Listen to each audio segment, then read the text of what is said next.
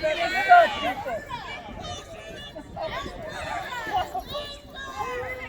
yeah, I'm a criminal. 3 people were detained at an anti-lockdown protest in Edmonton on Mother's Day.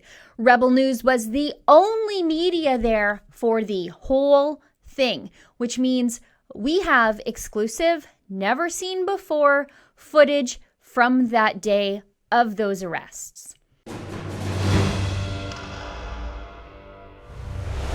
On Mother's Day, a firearms rights protest was scheduled to be held at the Alberta legislature in response to Justin Trudeau's arbitrary ban of 1,500 models of popular Canadian shotguns and rifles through an undemocratic order in council. Now, Alberta Premier Jason Kenney, to his credit, has come out strong against the Liberals' firearms ban. He even threatened to appoint his own chief firearms officer, throwing out the hand-selected federal one. But the legislature, it's the customary place where protests are held in this province. It's the people's building. And the people can use the building and the grounds of the building to make their voices heard. That's democracy. And Alberta is a free province. Now, the story of the protest is somewhat long and convoluted. The initial organizers of the firearms protest canceled. They backed out because of what they said were the possibility of escalating fines to the attendees and the organizers, and they said that information was coming from the legislature sheriffs. So at the last minute, another man stepped up to hold the protest, Dave Bjorkman, who seems to be a bit of a firearms rights enthusiast, and he's the founder of the Alberta Independence Party. He jumped in and said he would hold a protest, the possibility of fines be damned. So I went down there to cover the protest. I do that sort of thing all the time. However disorganized this thing would surely be. Now, the first thing I noticed when I stepped on the legislature grounds was the very heavy police presence. There were almost as many cops as there were initial protesters, and it was Edmonton City Police and legislature sheriffs. And I also noticed that the people who were in attendance, they were staying pretty far apart from each other, except for people who came together. In fact, you can see it in almost all of my footage. Most people are standing far apart from one another, except for families and people who came together. And it was the police who were actually standing very close to each other in a large group, and some of them weren't wearing masks. I would describe what the Edmonton police were wearing as, light riot gear, but things fell apart pretty quickly. The gun rights protesters wanted to make sure that they didn't muddy the waters of their message. They were there for one reason, simply to protest Trudeau's gun grab. On the other side, there were people there who I would describe as somewhat conspiratorial. They were there to protest, anything and everything, including the coronavirus lockdown and forced vaccinations. You name it, they were there to protest it, and that is 100% their right. So at that point, most of the gun rights protesters left. They left the protest for the other side. But even after the feud between the two warring factions of the protest cooled down, things continued to go sideways. And let me be clear here before I go on. I don't have to endorse what people are saying to support their absolute right to say it loudly, to say it boldly, to just shout at an empty legislature on a Sunday afternoon. Holding fringe ideas at the legislature plaza isn't illegal as long as you're doing it peacefully.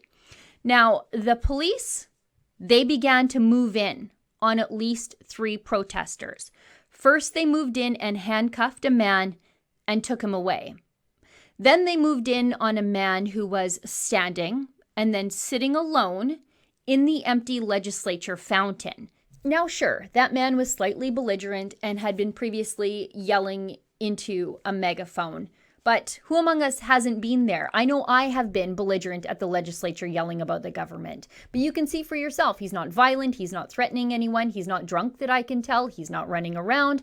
And we found out this morning his name is Cody Holler. Now, the legislature sheriffs cited Section 73(1) of the Public Health Act when they arrested Cody.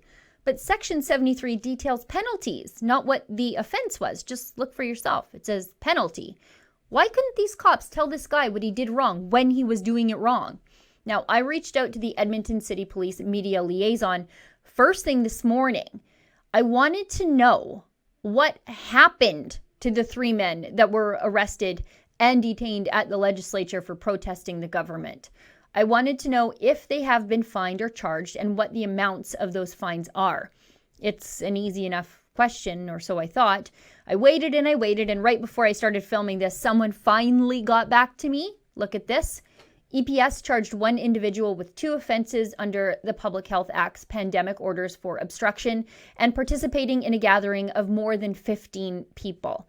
These charges involve a mandatory court appearance.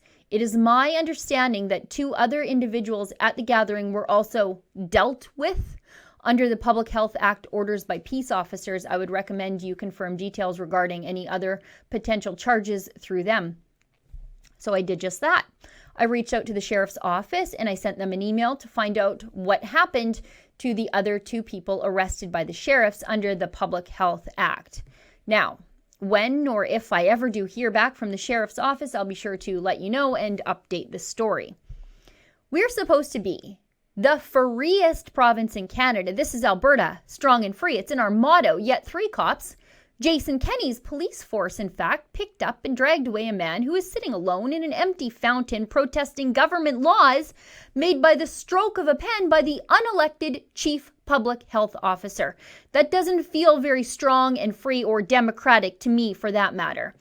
And it wasn't just this guy. Remember, there were 2 other guys also arrested for much the same thing and hauled away by cops. Most of the people I saw on Sunday were keeping their social distance, as per the signs that are all over the legislature grounds. They were doing what those signs asked them to do.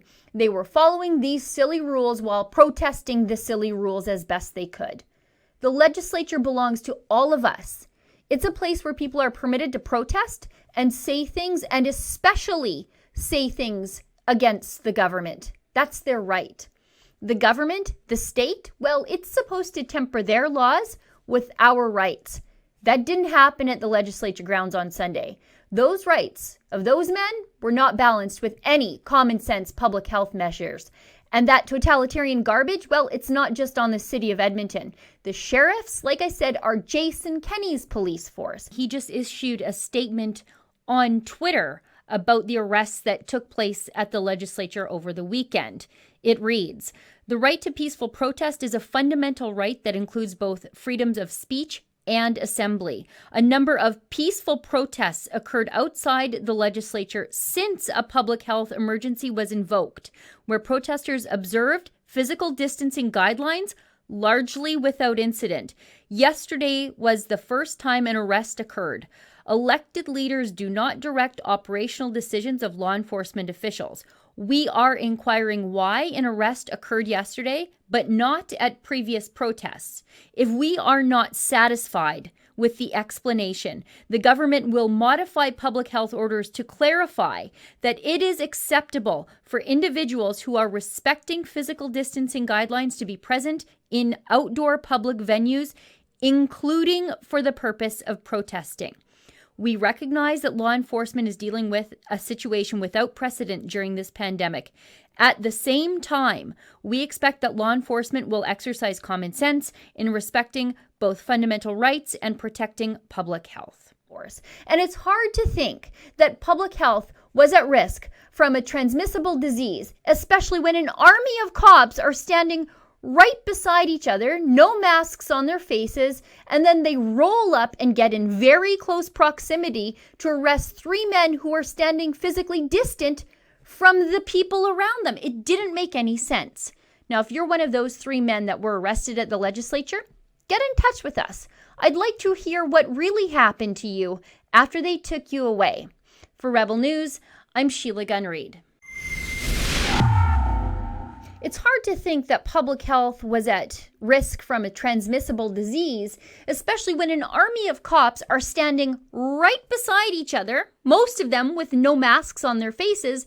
Then they roll up and get in very close proximity to arrest 3 men who were standing physically distant from those around them. It doesn't make any sense. Now, if you're one of those 3 men that were arrested at the legislature, get in touch with us at fightthefines.com.